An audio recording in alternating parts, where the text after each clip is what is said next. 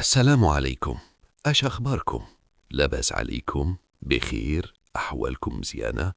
كنتمنى تكونوا كاملين بخير وفي احسن الاحوال. مرحبا بكم معايا اليوم في قضيه مغربيه جديده.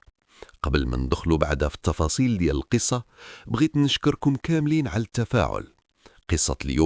قصتنا اليوم غتندينا لمدينه فاس. غتبدا الاحداث في سنه 2014 مع واحد سيد سميتو عبد الحق، وفي عمره 41 عام.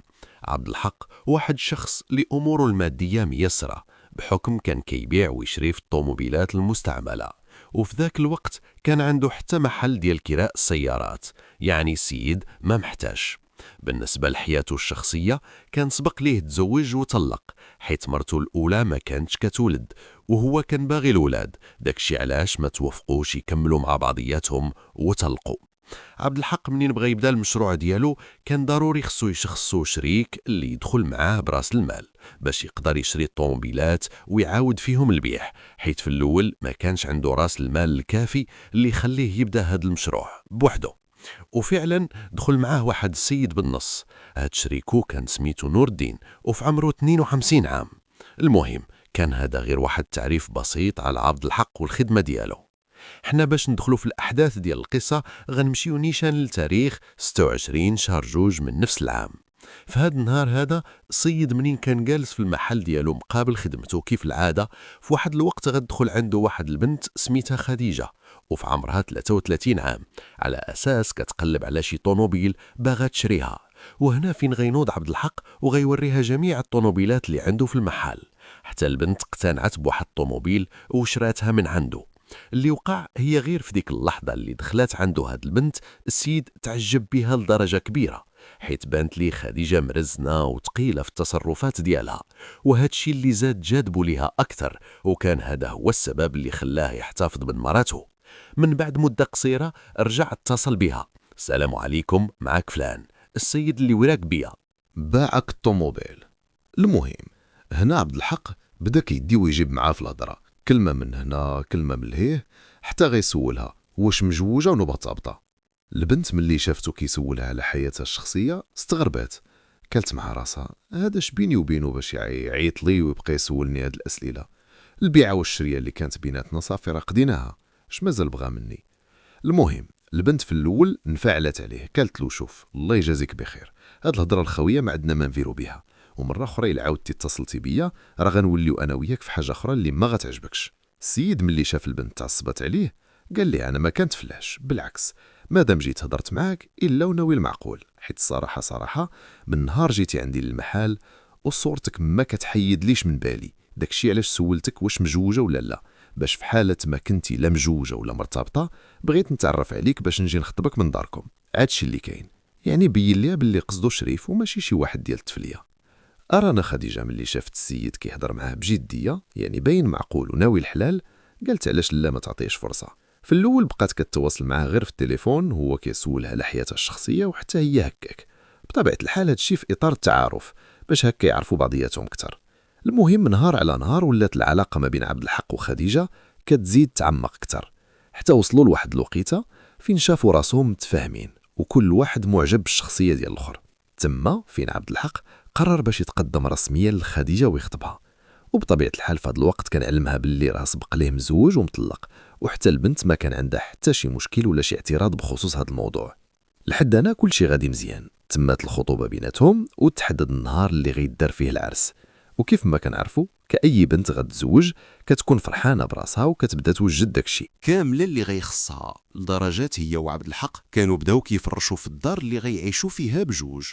يعني كاع دوك التفاصيل الزوينه كانت كتعيحها بحال اي بنت فرحانه براسها. وفي المقابل عبد الحق ما كان كيبخل عليها بحتى شي حاجه. البنت اللي بغاتها كان كيوفرها ليها، حتى وصل نهار العرس اللي كانوا فيه العائلات فرحانين بزواجهم، وكاع الناس اللي كيعرفوهم معروضين وناشطين. ولكن اللي وقع هي منين وصلت الوقيته اللي خاص يدخل فيها العريس والعروسه للقاعه، تقريبا في جويه 9:30 هكاك. في هذا الوقت بالضبط خديجه كانت في الصالون كتسنى راجلها يدوز موراها باش يمشيو بجوج بهم للقاعه. البنت كانت كل مره كتشوف الساعه على اساس راجلها كان متفق معها باش غيدوز عندها في ذاك الوقت. تقريبا دازت 10 دقائق و20 دقيقة ولكن راجلها ما بانش. وكيف ما كنعرفوا في بحال هاد الأجواء ديال العرس يعني كيكون الإنسان تالف ومضغوط. داكشي علاش مراتو التمست ليه العذر، قالت ربما يكون راجلها تعطل باش يمشي للدار ويلبس حوايجو، ولا زعما يقدر يكون تعطل في الطريق بسبب الزحام. المهم البنت بدات كتعطيه في الأسباب اللي تكون عطلاتو ليه. خديجة كانت في كل مرة كتقول شوية وغيوصل، حتى بدات كتلاحظ باللي الوقت كيفوت وعبد الحق مازال ما جا عندها. بطبيعة الحال في ديك الوقيته خديجة بدات كتوتر وكتحس بالإحراج قدام الناس والعائلة اللي معاها في الصالون. فين غيكون مشاهد العريس؟ واش زعما غيكون دار بالناقص وهرب عليها؟ يقدر يديرها ويخلي لها الحشمة قدام الناس؟ البنت هادشي اللي طاح ليها في بالها، وعقلها كان كيدي ويجيب في هاد الموضوع، وكانت خايفة لا بصح هادشي يمشي يوقع. وغير باش تكونوا عارفين، راه في هاد المدة كاملة اللي كانت كتسناه فيها اتصلت به شحال من مرة ولكن ما كيجاوبهاش. هادشي اللي خلاها تزيد توتر به. باه تا هو كان من بين الحاضرين، منين لاحظ ولده تعطل بزاف على الوقت اللي خاصو دخل فيه مع مراته، بدا كيتصل به ولكن حتى هو ما جاوبوش. هنا اش غيدير؟ رجع اتصل بمراته اللي اكدت ليه باللي ولده ما كيجاوبهاش حتى هي. باش يستغل الوقت مباشرة ركب في طوموبيلته ومشى نيشان لدار ولده كيقلب عليه فين غيكون مشاهد الولد في ليلة عرسه. واش زعما غيكون باقي في دارو؟ المهم غير وصل للدار هنا غتبان ليه الطوموبيله ديال عبد الحق كاينه حدا دارو، ولكن واخا كان كيدق في الباب ولده ما كانش كيحل عليه ولا حتى كيجاوبه، حيت هو كان باغي يعرف منه غير علاش باقي لحد الساعه ما جاش. هنا اش غيدير؟ رجع اتصل به للمره الثانيه وتما فين غيسمع التليفون ديال ولده كيصوني وسط دارو. بطبيعه الحال الاب في ديك اللحظه حس باللي شي حاجه ماشي هي هذيك واقعه في ديك الدار. ديك الساعه رجع للصالون فين كاينه مرات ولده وعلمها بهادشي اللي واقع. قال ليها ما تسرعيش وتحكمي على ولدي حيت راني حاس باللي واقعه شي حاجه لعبد الحق. البنت غير سمعت هاد الهضره قالت لشيخو راه عندي السورات ديال الدار، يلاه نمشي ونشوفوا شنو واقع. يعني بحكم هما كانوا دايرين عقد الزواج حاجه عاديه حتى هي غيكون عندها الساروت ديال دارو. المهم ديك الساعه مشات خديجه هي وشي خال للدار باش حتى هي تعرف شنو واقع على راجلها، اولا علاش تعطل، واش بعدك كاين في الدار ولا لا. وداك الشيء اللي وقع. البنت وشيخها غير حلوا الباب ودخلوا، هنا غيسمعوا واحد السكات في الدار اللي ماشي طبيعي. عرفتوا داك السكات اللي كيبين باللي من موراه كاينه شي كارثه، وهو هذاك علاش كنهضر. البنت غير دخلت لواحد البيت تما فين غتشوف قدامها راجلها حتى اللودن وغارق في دماياته. تخيلوا مراتو بالصدمه اللي تعرضت ليها البنت طاحت على وقفتها المسكينه، كتشوف راسها غير قبل بشويه كانت عروسه والناس كلهم كيتسناوها هي وراجلها يدخلوا عليهم، الليله اللي خاصها تكون فيها فرحانه براسها، حتى كتكتشف باللي راجلها تقتل في ليله عرسهم، يعني في ليله وحده تقلبت حياتها كامله. طبيعة الحال أي بنت بلاصتها ما غاديش تقدر تصبر، وأكيد بلا ما نحتاج نوصف لكم الحالة اللي كان فيها بواه.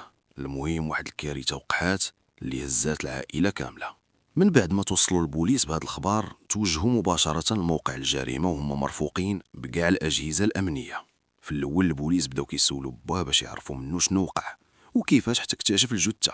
دا اللي في بدورو عاود لهم داكشي كامل اللي حضر عليه من الأول حتى التالي. في الوقت اللي البوليس كانوا كيحاولوا يستفسروا منه كيلاحظوا باللي الاب كتبان عليه الاثار ديال الصدمه. السيد تالف، يعني في ذاك الوقت ما كانش قادر حتى يدي ويجيب معاهم في الهضره بزاف. بطبيعه الحال حتى البوليس كانوا متفاهمين الوضع ديالو، داكشي علاش ما حقروش معاه، خلوه يمشي ديك الليله لدارو حتى النهار الثاني ويرجعوا ياخذوا اقواله من جديد. في هذا الوقت كانت بدات الشرطه العلميه كدير خدمتها، ومن خلال المعاينه المبدئيه كيلقاو العنق والوجه ديال الضحيه كله مقموش، يعني بحال لا والو السيد قبل ما يتقتل كان كيدابز اولا كيدافع على راسو. تاني حاجه لاحظوها البوليس هي اليد اليمنيه ديال الضحيه كانت مهرسه، وهذا الشيء هو اللي زاد خلاهم يتاكدوا باللي كان كيدافع على راسو قبل الوفاه. كذلك غيلقاو دارو ما فيها حتى شي حاجه مهزوزه، يعني داكشي كامل اللي عليه القيمه كان باقي في بلاصتو، وهذا السبب كان كافي باش يستبعدوا اولا ينفيو كاع الاحتمال ديال السرقه. حتى من السراجم ديال الدار والسوارد الباب ما كان عليهم حتى شي اثار ديال العنف. السيروت ما كان لا معوج ولا فيه شي اثار ديال الضرب ولا شي حاجه مثلا اللي كتبين باللي الجاني حاول يحل الباب بشي طريقه ويدخل للدار. هاد المعطيات كامله خلات البوليس يخرجوا بواحد الاستنتاج اللي هو غالبا هاد المجرم اولا هاد المجرمين الضحيه كان كيعرفهم مزيان، وهو اللي غيكون فتح لهم الباب. يعني كان مولف كيتلاقى بهم وكان كيتيق فيهم مادام دخلهم لدارو. ولكن لحد هاد الساعة البوليس يعني باقي ما فهموش واحد الحاجة اللي هي علاش عبد الحق تقتل بالضبط في الليلة ديال عرسو. علاش مثلا ما تقتلش بليلة أو لا بجوج ليلات قبل؟ علاش هاد المجرم اختار داك التوقيت بالضبط؟ يعني مادام الجاني قتلو في ليلة عرسو إلا وكان عنده شي دافع قوي. هاد الاحتمال هذا هو اللي كان خصهم يبحثوا من موراه. البوليس أول حاجة فكروا فيها أو لا طاحت لهم في بالهم قالوا ربنا يكون عبد الحق كانت كتربطو علاقة مع شي بنت قبل ما يتزوج بخديجة، ويقدر يكون ضحك عليها ولا استغلها ولا مثلا حتى طمعها بالزواج وفي الخير سمح فيها. هادشي اللي خلاها تحقد عليه وتنتقم منه بهذيك الوحشية. ممكن حاج هما كان خصهم يتأكدوا من أي احتمال فكروا فيه. المهم الشرطة العلمية كانوا أي حاجة شكوا فيها كيصيفطوها للمختبر الجنائي، حتى من التليفون ديالو صيفطوه لدار عليه الخبرة التقنية بطبيعة الحال باش يعرفوه مع من تواصل ديك الليلة. وماشي غير هادشي، كان خصهم يعرفوا حتى التموقع ديالو، يعني إلا خرج ولا انتقل شي بلاصة يعرفوه فين مشى ومن أين طريق داز. من بعد ما سألوا البوليس جميع الإجراءات ديالهم رسلوا الجثة لمستودع الأموات، وغير صباح الصباح مشاو بنفسهم عند بوه وداو معاهم الكوميسارية باش يعطيهم معلومات أكثر ويعاود لهم شنو كيعرف عليه. من بين الأسئلة اللي تطرحت عليه: واش انت شاك شي واحد، ولا مثلا عندكم شي أعداء، ولا سبق لولدك تلقى شي تهديد بالقتل؟ المهم كان واحد البحث وواحد الاستجواب طويل من طرف عناصر الأمن مع باه. كانوا البوليس كيحاولوا غير يلقاو شي طريق اللي يتبعوها في هذا البحث وتوصلهم للجاني او على الأقل تخرجهم شي نتيجة. وعلى حساب الأقوال ديال الأب قال لهم باللي ولده من نهار دار 22 عام هو خارج كيخدم على راسو، يعني من ذاك الوقت هو كيعيش بوحده، حتى من حياته الخاصة ما كان كيعاود لهم عليها حتى شي حاجة. يعني إلا كانوا عنده شي مشاكل شخصية راه هو ما كان أنا فين غيرجعوا البوليس يطرحوا عليه واحد السؤال مهم. قالوا له واش سبق لولدكم كانوا عنده شي مشاكل مع طليقته ولا مثلا شي قضية في المحكمة وعلمكم بها الأب؟ الأب أكد لهم باللي ولده فعلا كانوا عنده مشاكل مع طليقته، ولكن مشاكل اللي هي طبيعية بحال أي جوج ما تفهموش وتطلقوا، يعني ما غتوصلش الأمور حتى للقتل. المهم من بعد بحث طويل مع الأب للأسف البوليس ما وصلوا لحتى شي جديد. وخا طليقته حتى هي كانت كتسكن في نفس المدينة، ولكن عرفوا باللي هذه 3 سنين باش تطلقوها، يعني هاد السبب كان كافي يخليهم ما يشكوش فيها. في هذا الوقت دازو بوليس سولوا الأم ديالو خوتو، ولكن غيلقاوهم كلهم كيأكدوا ليهم نفس الهضرة اللي دلا بها الأب. هنا باش يستغلوا الوقت أكثر انتقلوا ديك الساعة عند خديجة باش حتى هي ياخدوا الإفادة ديالها. منين وصلوا كيلقاو الحالة ديال البنت باقا صعيبة بطبيعة الحال، حيت داكشي اللي داز عليها ماشي ساهل، ولكن بقاو البوليس كيحاولوا معها غير بشوية باش يقدروا يجمعوا منها معلومات اللي تكون جديدة. خديجة كتقول لهم باللي راجلها كان واحد الشخص متخلق وكان كيعاملها مزيان وما عمرها شافت منه شي عيب، لدرجة هي لحد الساعة مازال ما مستوعباش باللي راجلها تقتل في ليلة عرسهم. المهم في إطار البحث معها البنت قالت لهم باللي هي ما عارفة حتى شي حاجة على الخدمة ديال راجلها، ولكن في نفس الوقت ذكرت لهم واحد المعلومة يلاه تفكرتها اللي بالنسبة لها كانت عادية ولكن كانت مهمة بزاف الرجال الأمن.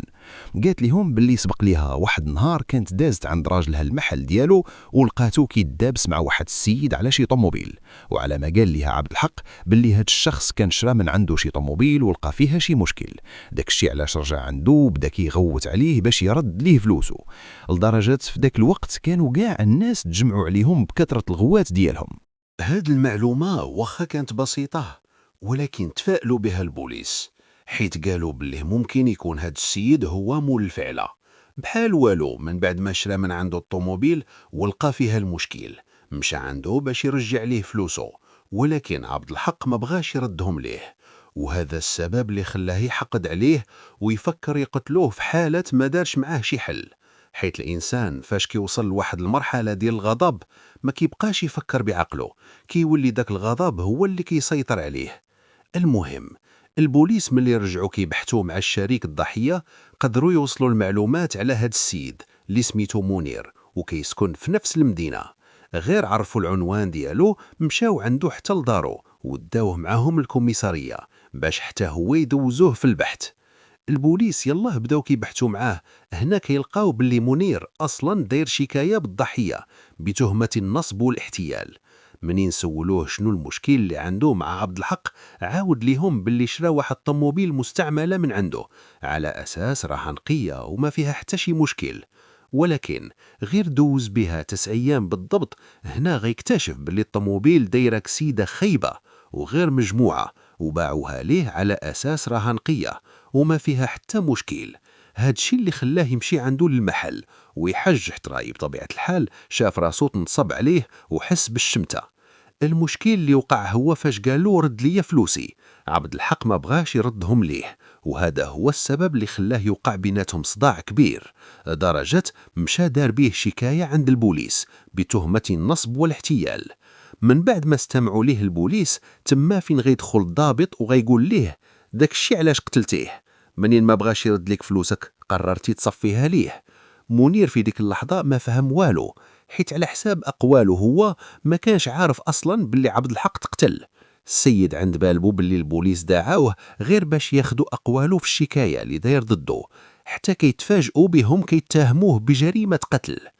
المهم ملي توجهوا ليه أصابع الاتهام، هنا منير نكر نهائيا، قال لهم كون كان ناوي ليقتلوه ما غاديش يلتجأ للقانون باش ياخد ليه حقه. يعني إلا كان غياخد حقه بيديه، علاش غيمشي يدعيه ويخلي القانون هو اللي ياخد ليه حقه؟ على أساس تا هو إنسان كيعرف القانون مزيان وكيقول باللي ما عمرو جا في باله ولو حتى بالضحك باللي يقدر يرتكب جريمة قتل. هو فعلا أكد ليهم باللي مشى عنده وهو معصب وبقى كيغوت عليه في المحل، ولكن ماشي لدرجة تيمشي يقتلو في دارو، حيت أي واحد في بلاصتو غيشوف راسو تضحك عليه وتشمت حاجة عادية راه غتكون عنده هاد ردة الفعل.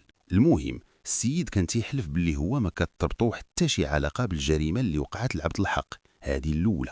تاني حاجة، هو ما كانش كيعرف أصلا فين كان كيسكن الضحية. البوليس من بعد ما بحثوا معاه حتى في البرنامج اليومي ديالو ما لقاو ضدو حتى شي دليل تيدينو. هادشي اللي خلاهم يطلقوه يمشي في حاله، ولكن في نفس الوقت خلاوه تحت الأنظار ديالهم باش يراقبوا التحركات ديالو. بقى البحث مستمر حتى خرج تقرير الطب الشرعي اللي تذكر فيه باللي السبب الأول في الوفاة هي الطريقة اللي تقتل بها. تاني معلومة قال باللي الضحية قبل ما يتقتل كان كيدافع على راسو، حيت كيف ما قلت لكم الوجه والعنق ديالو كانوا كلهم مقموشين. واللي زاد تبت هاد النظرية هادي هي منين ذكر الطب الشرعي باللي لقى الآثار ديال لاديان في بعض الأظافر ديالو. يمكن فاش كان كيدابز مع الجاني تما فين شدو من وجهه ولا قمشوه من شي بلاصة في الجسد ديالو، واللي خلات الآثار ديال الجلد يبقاو في ظفارو. هادو هما المعلومات المهمة اللي تذكروا في التقرير. أما بالنسبة للخبرة اللي دارت على التليفون ديال الضحية، بينات باللي الأغلبية ديال المكالمات توصل بها من عند عائلته ومرته وبعض الأشخاص على حساب الخدمة ديالو، وهادو كلهم دازوا في البحث مع البوليس ودارت لهم حتى الخبرة على الأرقام ديالهم باش يشوفوا في ديك الليلة فين كانوا ومنين دازوا بالضبط. والحسن حظهم طلعوا ما عندهم حتى شي يد في هذه القضية. هنا البوليس شافوا راسهم بشي بقات ليهم بيست وحده هي اللي مازال ما بحثوش جهتها، وقولوا لي انتم واش من بيست هذه اللي مازال ما بحثوش فيها باش نشوفكم واش باقيين شادين معايا ولا لا. حيت كيف ما ذكرنا البوليس كانوا متأكدين باللي هذا الشخص كان حاقد على الضحية، أو لا بمعنى آخر كان عنده شي دافع قوي باش يختار بالضبط الليلة ديال العرس اللي غينفذ فيها جريمته. هاد الشي اللي خلاهم يشكوا حتى في طليقته. صيفطوا لها البوليس استدعاء باش تمشي عندهم الأقرب مركز ديال الأمن، وفعلا السيدة دغيا توصلت بالاستدعاء مشات عندهم، وهنا فين بداو البوليس كيسولوها على عبد الحق، وفي نفس الوقت كانوا كيجسوا ليها النبض ديالها باش يشوفوا كيفاش غتكون التعابير ديال وجهها منين غيعمقوا معاها البحث عليه واش هي اللي من مورا هاد الفعله ولا لا. البنت كانت كتحلف للبوليس باللي ما عندها حتى شي دخل في هاد الشيء اللي وقع لطليقها، واصلا هي ما كانتش عارفه باللي عبد الحق راه تقتل، على اساس هما منين طلقوا صافي كل واحد شاف حياته. الاشكال اللي كان عندي بوليس اولا اللي حسوا به هي البنت كانت كتهضر بواحد البرود وبلا توتر، ومن فوق هاد الشيء كانت كتهضر بثقه كبيره اللي خلاتهم يشكوا باللي شي حاجه تما ماشي هي هذيك. وفي نفس الوقت كان خاصهم شي دليل قوي اللي يثبت لهم الاحساس اولا النظريه ديالهم، حاجه عاديه حيت ما غيقدروش يعتقلوها حيت شكوا فيها. داكشي علاش طلبوا منها تثبت لهم فين كانت في الوقيته اللي وقعت فيها الجريمه. وفعلا البنت قدات تثبت لهم فين كانت ديك الليله، قالت لهم باللي كانت بايته في دارهم. وباش البوليس يزيدوا يتاكدوا من الشكوك ديالهم خداو منها عينه باش يقارنوها مع العينه ديال لادين اللي لقاوها في ظفر طليقها، ولكن في الاخر غير اكتشفوا باللي ديك العينه ما عندها حتى علاقه برحمه، يعني البنت ماشي هي اللي نفذت الجريمه. ولكن السؤال اللي بقى مطروح، الا ما كانتش هي في دكي واللي كيصيب الاتهام، وشكون هذا اللي قد يكون بهذا الادلاء او حقد كبير على خونا؟ ما كانش رحمة هي اللي قتلت طليقها، ولا صحابه ولا حتى شريكه وعائلته عندهم يد في هذه القضية. إذن شكون غيكون قتل عبد الحق في ليلة عشو؟ هذا هو السؤال اللي كان محير البوليس. المهم من خلال البحث والتحريات ديالهم البوليس غتوصل لهم معلومات جديدة باللي الأخ ديال الرحمة سبق لي عنده سوابق عدلية ومعروف قبيح. بسبب هاد السوابق اللي كانوا عنده هم اللي خلاو البوليس يجيبوه ويبحثوا معاه حتى هو باش يتأكدوا واش خوها عنده شي يد في هاد القضية ولا لا. حيت البوليس في ديك الوقيته حاولوا يفكروا بطريقة أخرى، قالوا ربما تكون رحمة تامرت هي وخوها باش يقتلوا طليقها على أساس تنتقم منه، أو ولا ينتقموا منه بجوج بيهم على حساب شكون اللي فكر ينتقم. وبطبيعة الحال في الجريمة أي حاجة ممكن توقعوها. مشاو البوليس جابوها خوها حسن وبداو كيبحثوا معاه، ولكن حسن نكر نهائيا، قال لهم أنا ما عندي حتى شي علاقة بالجريمة اللي وقعت لعبد حق. واخا حاولوا يضغطوا عليه شوية وهكاك بقى مصر على هدرته. بطبيعة الحال باش يقطعوا الشك باليقين ويستغلوا الوقت دازوا نيشان خداو منه عينة باش يديروا لها التحليل ويشوفوها واش مطابقة مع العينة اللي تلقات على الجثة ولا لا. المفاجأة اللي وقعت من خرجت النتيجة هنا أكدت جميع الشكوك ديال البوليس بطبيعة الحال لحال حيت طلعت إيجابية العينة ديالو كانت متطابقة ب 99% مع العينات اللي كانوا على ضفار الضحية، يعني في الأخر طلع خو طريقته هو اللي قتلو بطبيعة الحال. هذا الدليل خلى البوليس ما يتزهقوش معاه حتى يعترف ويعاود لهم شنو دار ديك الليلة وكيفاش قتل طليق أخته.